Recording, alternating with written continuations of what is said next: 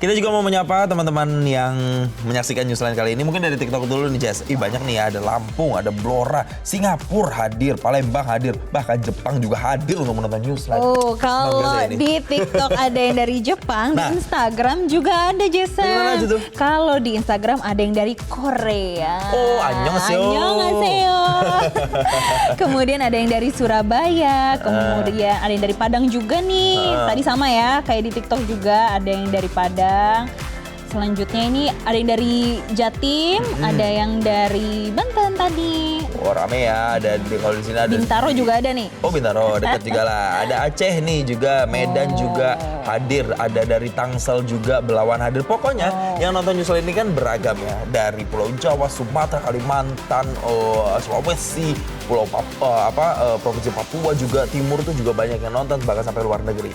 Nah, tentunya yang nonton debat Cawapres juga pastinya ini tersebar di mana-mana sampai ke luar negeri juga ya, Jess, ya pastinya ya. Tentunya, Jason, apalagi di tanggal 21 hari Minggu nanti salah satu isu yang dibahas ini cukup seksi, terutama untuk anak-anak muda. Ini sebetulnya banyak yang membahas karena ini tentang pembangunan berkelanjutan. Iya, ini macam-macamnya tuh ada, temanya adalah pembangunan berkelanjutan, kemudian ada sumber daya alam, lingkungan hidup, energi, pangan, agraria, serta masyarakat adat dan juga desa ya. Dan untuk hari Minggu nanti memang durasi debat ini selama 120 menit dan dibagi dalam 6 segmen.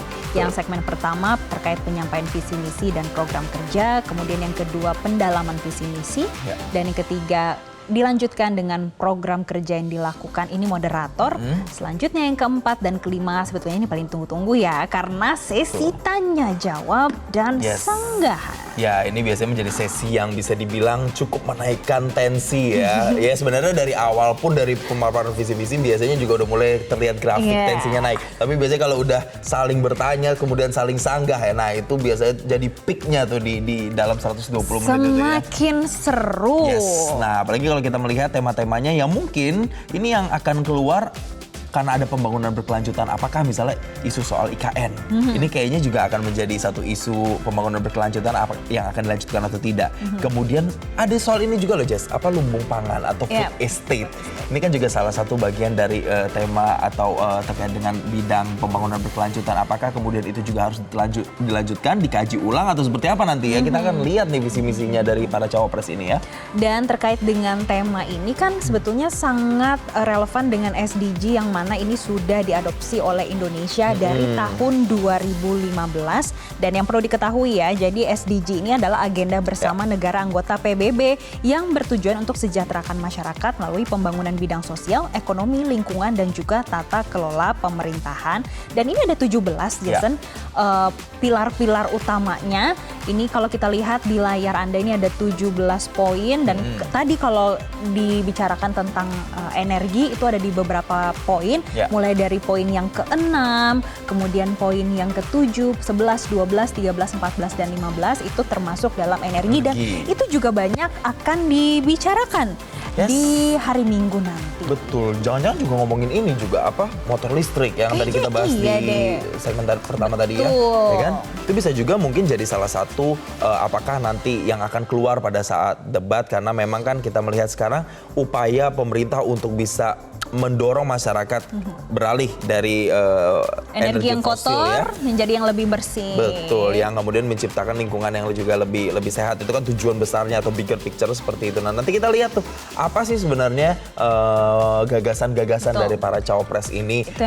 Itu yang paling ditunggu. Tapi sama dengan debat-debat sebelumnya nih, para pemirsa dan juga para followers, nantinya juga akan ada 11 panelis dalam debat keempat ini yang telah disepakati masing-masing oleh tim paslon, terdiri dari macam-macam latar belakangnya. Ada akademisi, pakar, ahli di bidang hukum, agraria, dan sumber daya alam, kemudian ada sosiologi, ekologi politik, transisi energi, kehutanan, dan lingkungan hidup, serta masyarakat adat.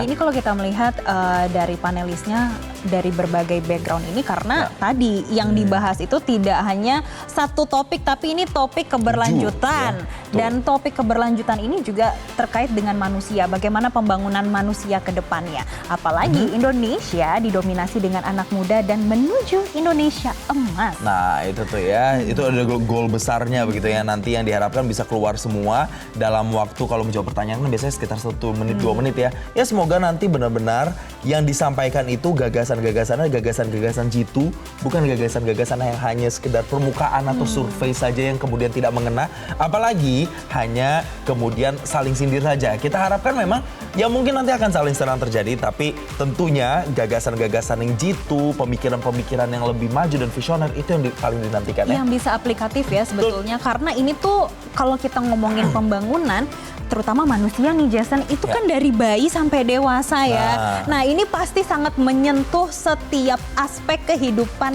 kita. Mulai dari bayi, kalau tadi bayi itu kita bisa melihat gimana mengatasi stunting, gimana ibu hamil ini bisa diberikan edukasi, kemudian juga nanti bagaimana pendidikan untuk anak-anak ke depannya, itu nanti akan menjadi isu-isu yang hangat untuk kita lihat nanti di hari Minggu. Dan sangat relate ya dengan masyarakat begitu ya. Selain ada panelis-panelis dan juga tema-tema debatnya yang nanti juga berbeda dari sebelum-sebelumnya, ini kan moderatornya selalu berganti juga. Dan untuk yang debat cawapres ini nantinya jurnalis Metro TV Zilvia Iskandar akan memandu menjadi moderator dalam debat bersama dengan jurnalis dari SCTV yaitu Retno Pinasti. Tentunya kita doakan supaya nanti berjalan dengan baik ya, untuk debat cawapres di hari Minggu tanggal 21. Iya pastinya, dan diharapkan memang apa yang keriuhan yang biasa terjadi pada debat-debat sebelumnya ini nanti bisa benar-benar lebih ditertibkan lagi supaya debatnya ini benar-benar bisa lancar, benar kata Jessica, dan nantinya masyarakat baik yang hadir di sana maupun yang menyaksikan lewat televisi ini benar-benar bisa dengerin substansinya dengan jelas. Karena kemarin tuh ada tuh misalnya beberapa kejadian lagi ngomong misalnya capres atau cawapresnya, terus kemudian ada keriuhan dari pendukungnya, tentu waktunya jadi berkurang untuk capres dan cawapres yang ngomong, akhirnya waktunya kekat, padahal waktu mereka aja sebenarnya udah sempit kan, hanya sekitar 1 sampai 2 dengan 2 menit. Nah diharapkan nanti semoga bisa lebih tertib supaya substansinya nyampe nih ke masyarakat. Betul sekali, karena ya kita tahu bersama ya, debat ini kan supaya kita bisa melihat bagaimana sih perspektif dari ketiga cawapres ini, sehingga ini bisa mempengaruhi kita mana sih yang paling cocok sama kita